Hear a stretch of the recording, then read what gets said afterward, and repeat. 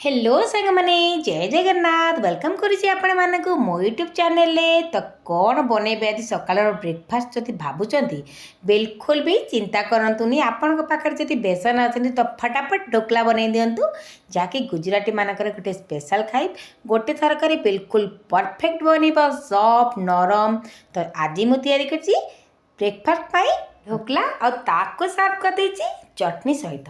तो चलतु ढोकला बनइबा स्टार्ट करबा। प्रथम तो गोटे जगह नहीं जाती से पकई देछि गोटे कप बेसन तापर गोटे पिंच हलदी पकई देछि भल कलर आसापी हाफ चामच चीनी पकई टिके लुणी आउ टिके मीठार फ्लेवर आसापी तापर स्वाद अनुसार लुण पकई देछि सब जिनस को पकई सारा पूरा बढ़िया से मिसई ने ताकू पानी देकी आमे गोले नबा। तो अल्प अल्प पानी देकी गोलेबे एकाथर के पानी देबे नहले पानिया हो बिल्कुल भी परफेक्ट बननी आमर ढोकलाटी। जब आप फास्ट टाइम ढोकला बनाऊँ तो फास्ट टाइम ही परफेक्ट बनब यह मुझे ग्यारंटी देकी कहूँ। तो अल्प अल्प देखो मुझे पानी देकी गोले नौ जमी आम केक रो बैटर तैयारी करते बिल्कुल आम से ही करवा ना बेसी मोटा करवा ना बेसी पतला करवा ताकू आम बिल्कुल केक जमी बैटर हुए ताकू से ही करवा माने यार कंसिस्टेंसी आपण बिल्कुल केक रो बैटर भली ही रखिए।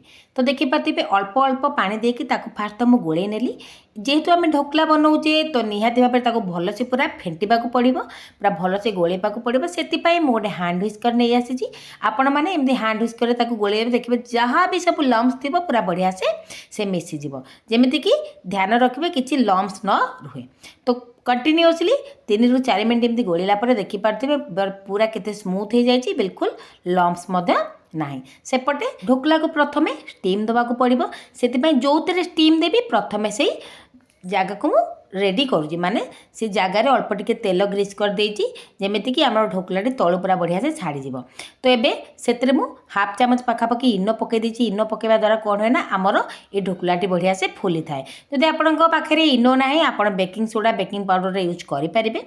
तो देखिपारे इनो पकई सारापर इनस्टाटली आप गोले सांगे सांगे ताकू स्टीम देवे बिल्कुल भी रखिबेनी। तो इनो ऊपर बस टिके पानी देदेली पानी देला भल सेमती गोले नेली एबे ताकू केकटी ने देदेली आ ताकू स्टीम करिया पई प्रथम रही मु कड़े रे पानी देकी तापर स्टैंड रखी देदेली ताकू गरम होबा पई पानी को छाड़ी देदेली ताकू ता भीतर देकी ताकू कवर करिकी पूरा 10 ରୁ 15 मिनिट पई छाड़ी देली। एबे 15 मिनिट पर मुझे देखा आमर देखिपारे एपटे पूरा ढोकला केमती फुली जाइए ढोकलाटी भितर सीझी कि ना चेक करने गोटे नाइफ ने भितर को पूरा पूरेबे जदि आपणकर नाइफ टी क्लीन आसला जानवे जे आपणकर ढोकलाटी परफेक्ट भाव में बनी जाइए। एबे देखो गोटे छुरी साहाय्य चारिपट को एमती टिके छड़ेदेली तापर हल्का एमती प्रेस करदेली देखूँ केते सुंदर भाव में आमर ढोकलाटी बाहरी गला पूरा स्पंजी पूरा नरम होती आमर ढोकलाटी। एबे ताकू काटिदेली देखिपारे अल्प अल्प से गरम अच्छी ताकू एमती काटी ने आपन को जो सेप दरकार आप सेप्रे काटिपारे। तो ताकू एमती स्क्वायर साइज रे काटी नहीं जेहेतु आम ढोकलाटी बनिकी रेडी होगला एबे से आम गोटे तड़का दबा।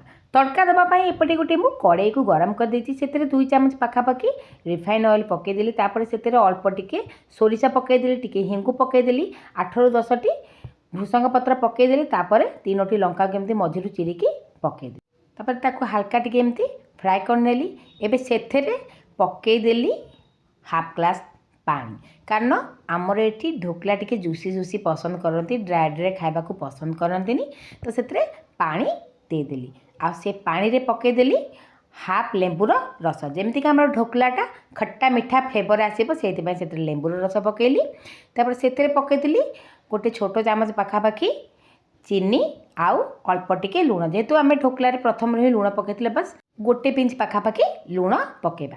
तो जमी चीनी लुण सब मिसीज एबे गैस फ्लेम को ऑफ कर जेहेतु आमर ये सिरप माने सुगार सिरप आपरे ये सिरपटे आमर ए प्रस्तुत हो जाए गैस फ्लेम को ऑफ करदे गरम गरम नहीं कि ढोकलार चारिपटे एमती देदेबा जमती कि सिरपटी सबू ढोकला को लगे माने सबू सिरप जमती ढोकलार पूरा अब्जर्व हो। तो सांग माने केते सहजरे आ केते कम टाइम रे आमर गोटे हेल्दी ब्रेकफास्ट बनिकी रेडी होगला पूरा खट्टा मीठा फ्लेवर ढोकला।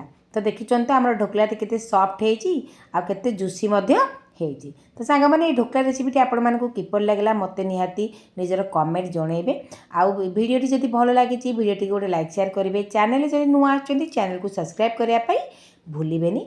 तो यही तो थिला सांग माने ढोकलार रेसिपी। आ काहाकू काहाकू ढोकला पसंद निहाती भाव में कमेंट रे मते जणेबाकू भूलिबे नहीं। तो आम तो आज ढोकला खाई बहुत खुशी, पुओ हजबैंड समस्ते बहुत खुशी, कारण ढोकलार टेस्ट पूरा जबरदस्त थिला। बिल्कुल खट्टा मिठा राग सबू फ्लेवर आसूला। तो ये ढोकला बनैकी खातु, ब्रेकफास्ट खातु, पिला को लंच बॉक्स में आप दे पारे, कारण ये ढोकला रेसिपी एत बढ़िया लगे। आज ढोकला सहित मुझे सर्व करी बुट बादाम चटनी। आपण मैंने चाहिए निज मन पसंदर किसी भी चटनी सहित खाईपारे, आप नड़िया चटनी सहित खाईपारे। तो ये तो थिला ढोकलार रेसिपी। आपण मानक किपर लगे निहाती भाव में जनइबे। देखा आप सहित गोटे नुआ भिडियो सह गोटे नुआ रेसिपी सह नौची। नमस्कार, जय जगन्नाथ।